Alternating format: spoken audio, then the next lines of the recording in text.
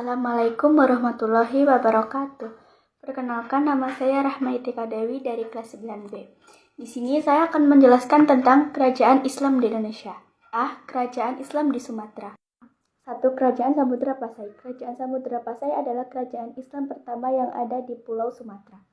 Kerajaan ini didirikan oleh Marasilu yang bergelar Sultan Malik As-Saleh.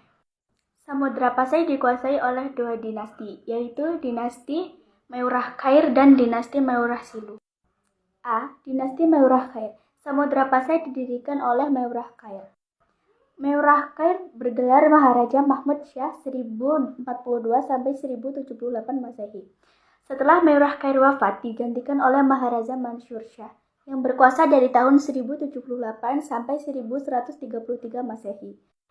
Dinasti Meurah Silu. Raja pertama dari dinasti ini bernama Meurah Silu yang bergelar Sultan Malik As-Saleh. Meurah Silu adalah keturunan Raja Perlak yang mendirikan dinasti kedua di Kerajaan Samudra Pasai.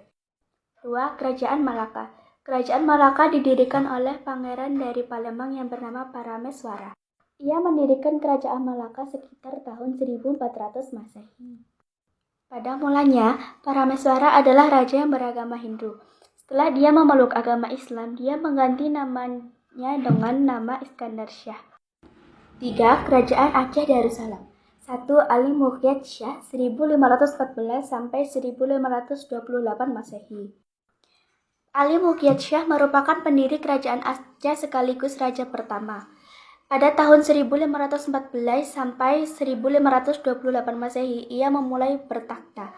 Pada tahun 1520 Masehi, kerajaan Aceh berhasil menguasai daerah Pasai, Deli, dan Aru. Sultan Salahuddin. Setelah Sultan Ali Muqyat Syah wafat, takhta kerajaan Aceh Darussalam beralih pada sang putra yang kemudian bergelar Sultan Salahuddin. Sultan Alauddin Riyad Syah Al-Hoqar 1537 sampai 1568 Masehi. Sultan Iskandar Muda atau Dharma Wangsa Perkasa Alam Syah 1607 sampai 1636 Masehi. Sultan Iskandar Sani. Pemegang takhta kerajaan Aceh selanjutnya adalah menantu Sultan Iskandar Muda yang bergelar Sultan Iskandar Sani. Kerajaan Islam di Jawa. 1. Kerajaan Demak.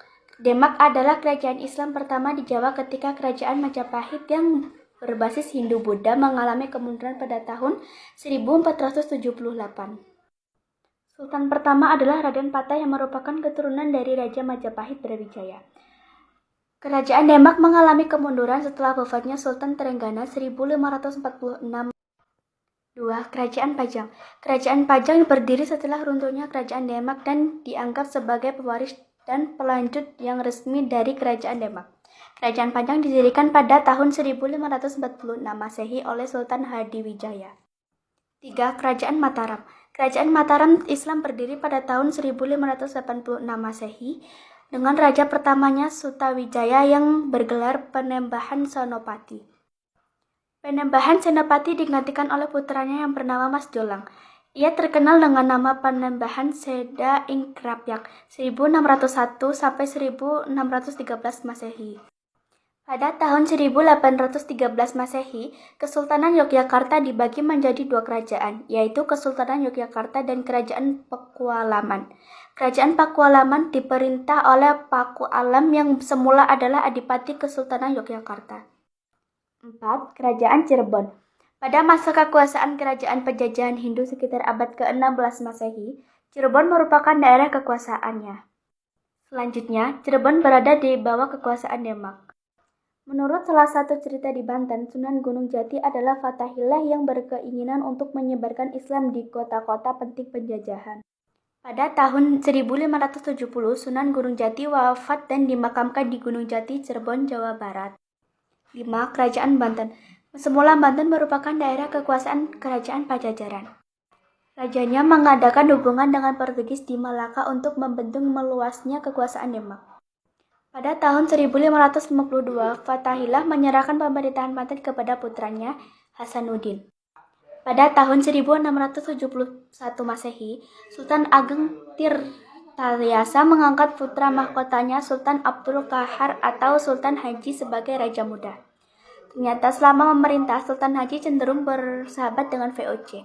Sultan Ageng Tirtasaya tidak menyetujui hubungan baik Sultan Haji dengan Belanda dan berniat mencabut kembali mandat kekuasaan. Banten mulai dikuasai oleh Belanda di bawah pemerintahan Sultan Haji. C. Kerajaan Islam di Sulawesi. Kerajaan Gorontalo Makassar adalah dua kerajaan yang terletak di Sulawesi Selatan dan saling berhubungan baik.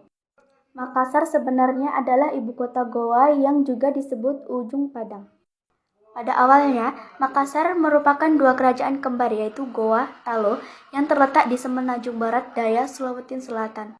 Isi perjanjian Bonggaya sebagai berikut. 1. Belanda memperoleh monopoli dagang rempah-rempah di Makassar. 2. Belanda mendirikan benteng pertahanan di Makassar. 3. Makassar harus melepas daerah kekuasaan berupa daerah di luar Makassar. 4. Arupalaka diakui sebagai Raja Bone. Sultan Hasanuddin sangat berharap agar Mapasomba dapat bekerja sama dengan Belanda. D. Kerajaan Islam di Maluku. Kerajaan Ternate dan Tidore terletak di sebelah barat Pulau Halmahera, Maluku Utara. Masuknya Islam ke Maluku erat kaitannya dengan kegiatan perdagangan. Pada abad ke-15, para pedagang dan ulama dari Malaka dan Jawa menyebarkan Islam di sana. Di antara para pedagang yang menjadi juru dakwah adalah para santri Sunan Giri dan Gresik, Jawa Timur. Setelah Islam diterima oleh masyarakat Maluku, muncul 4 kerajaan Islam di Maluku yang disebut Maluku Kiraha. Maluku 4 raja, yaitu Kesultanan Ternate yang dipimpin Sultan Zainal Abidin 1486 sampai 1500. Kesultanan Tidore yang dipimpin oleh Sultan Mansur, Kesultanan Zailolo yang dipimpin oleh Sultan Sarajati, dan Kesultanan Bacan yang dipimpin oleh Sultan Kaicil Buko. Persaingan di antara kerajaan Ternate dan Tidore dalam bidang perdagangan. Dari persaingan ini menimbulkan 2 persekutuan dagang, masing-masing menjadi pemimpin dalam persekutuan tersebut. 1. Persekutuan 5 bersaudara. Dipimpin oleh Ternate meliputi Bacan, Seram, Obi, dan Ambon. 2. Uli Siwa.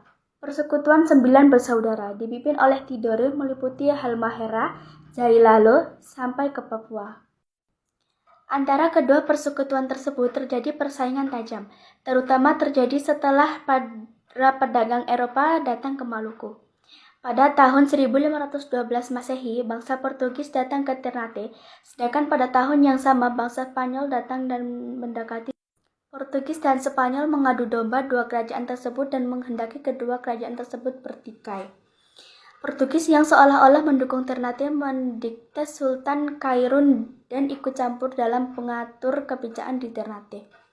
Secara licik, Gubernur Portugis Lopes de Mesquita mengundang Sultan Khairun untuk berunding dan membunuh Sultan Khairun yang datang tanpa pengawal. Sultan Babuloh dijuluki penguasa 72 pulau, yang semuanya berpenghuni hingga menjadikan Kesultanan Ternate sebagai kerajaan Islam terbesar di Indonesia Timur selain Aceh dan Demak yang menguasai wilayah barat dan tengah Nusantara kala itu. Sekian video dari saya ucapkan